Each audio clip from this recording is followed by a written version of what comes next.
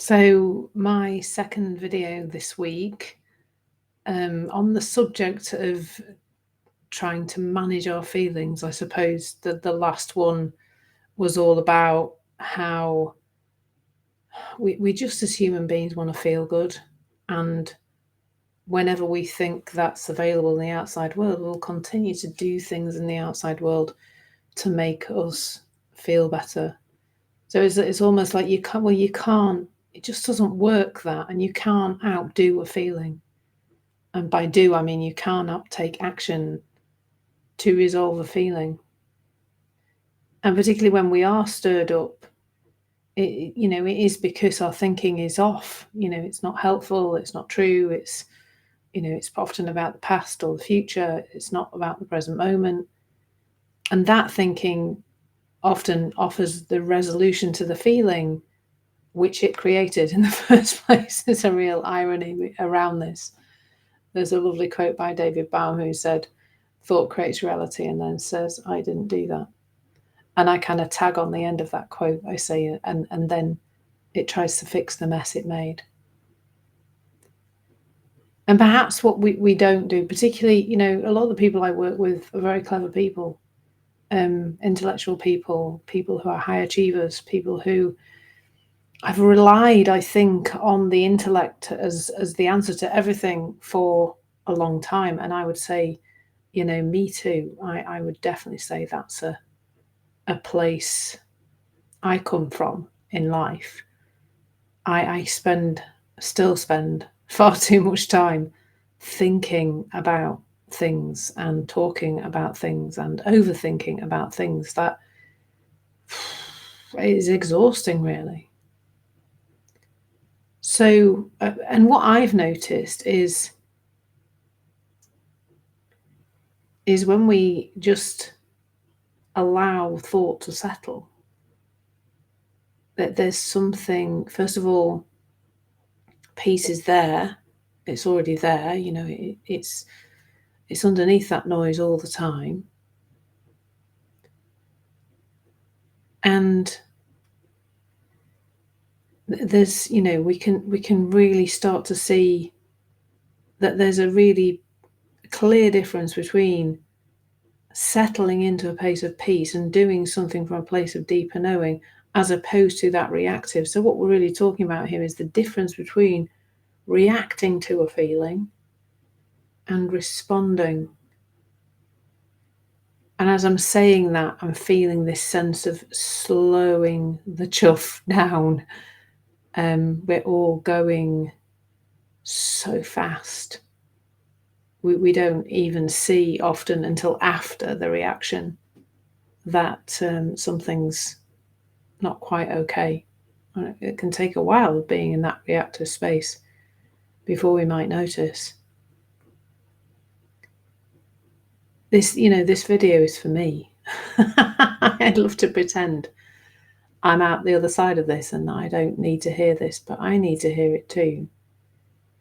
I had an experience last week actually where I went to a lovely session organised by Sheila Massand of Viva fame, who is organising a retreat in the back end of October with Jack Pransky and lots of other wonderful people whose names I now can't remember, of course, around sharing this inside out understanding in community. And it's the second session online on Zoom I've been along to, and I the second one particularly kind of really resonated with me, and there was something like a pull within me to do something more community-based, to help a group of people who perhaps couldn't be people who would be able to pay me for the work I do.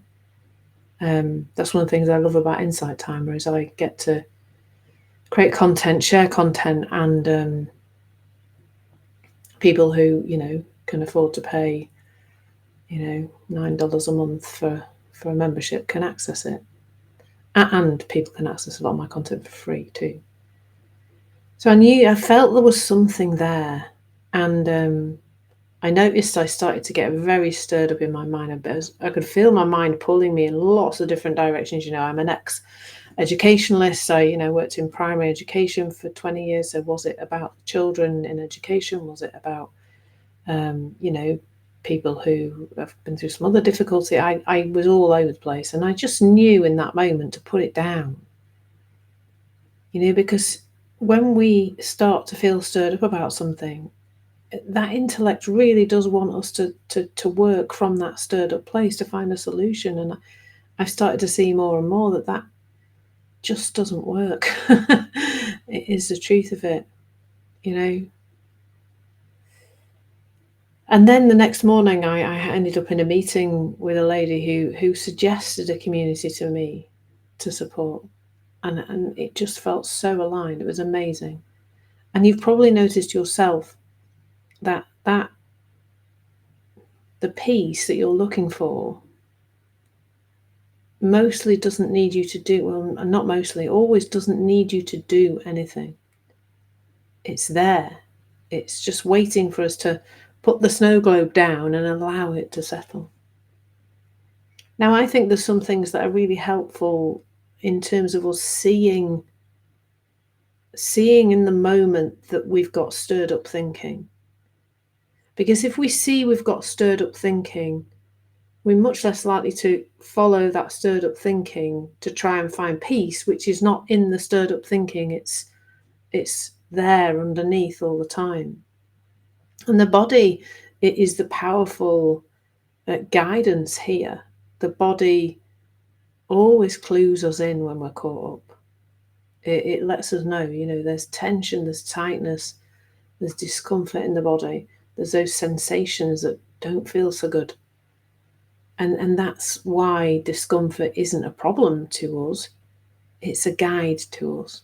It's there to let us know that we have stirred up thoughts in that moment. Now, I could sit here and list examples of decisions, that I've made from calm versus urgency. But I would love to hear yours, actually. That would be really cool. So wherever you're connecting to this, let me know. Let me know those moments when you've maybe started to try and make a decision from a place of urgency, from upset thinking, from being stirred up, and you've seen it in that moment and put it down, and when you've come back to it later, the answer's just been there. It's amazing, actually. The story I've told so many times is receiving a really unpleasant message, one which I used to kind of retaliate to every single time I got this kind of message from this particular person. And in that moment of reading the message, feeling the anger, I just saw it. I saw, you are not in a good place. Don't do this now. This is not. And the voice in my head said, put your phone down. You're not in a fit state to answer this message. And later the message didn't look anywhere near as anger-inducing, shall we say, as it had in the moment. So if going back to this kind of subject of, looking for peace, looking for a better feeling, it's not about trying to do something about our feelings, because we can't do anything about them. But also what's really helpful to see is that you're not that anyway. We've all had those experiences where we've been really caught up in something, and then we've been distracted, and then that whole thing just falls away almost instantly. Instantly, in some cases, I would say. And we fall back into the calm. I remember, I used to argue a lot with my ex-husband. One of the things we did. But we'd be arguing about something, and then one of our children would come, and, we would stop, and we would, calmly deal with whatever the child had come to us with. And afterwards, we couldn't really find our way back to that horrible feeling.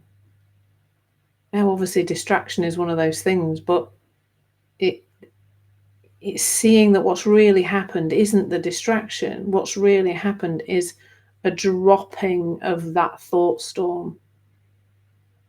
It's just moved on. and then we're settling into who we really are, which is the sky. We're not the thought storm.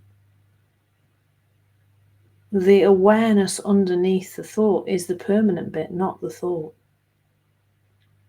But if you're like me and you love your intellect, that's a difficult one to kind of get your head around.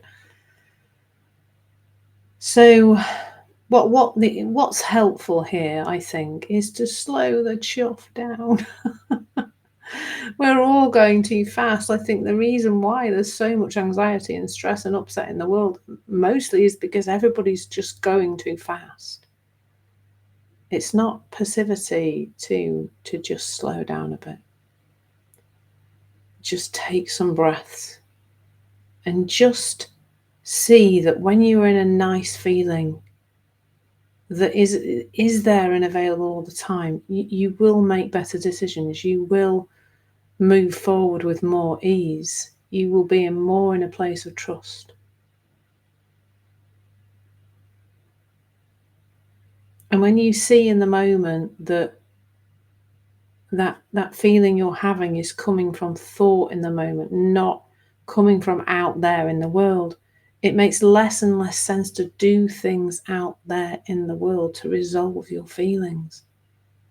It just makes more sense to wait. Because you can't, Einstein said something along the lines of, you can't solve a problem from the same thinking that created it. And that's what we're doing when we're trying to do things to fix our feelings from a place of not being in a good feeling. It's madness when you think about it, really. It's so simple, this, but my goodness, it's sometimes hard for me to wrap words around it, and sometimes it's hard to understand and hard to take into your life. But the only advice I can give on that is to just stay in this conversation, keep listening, and keep looking into your own life to see those examples that I'm giving you where things just fell away and you suddenly made a better decision, where you went for a walk and a better decision came, or whatever it is. Like, really, see it for yourself in your own life. And if you want to chat about this, or you just know that there's something more that you're ready to see, then you know where I am. Please do drop me a message or find me. You'll find me. I'm not hard to find. Take care. Lots of love, and I'll hope to see you again soon.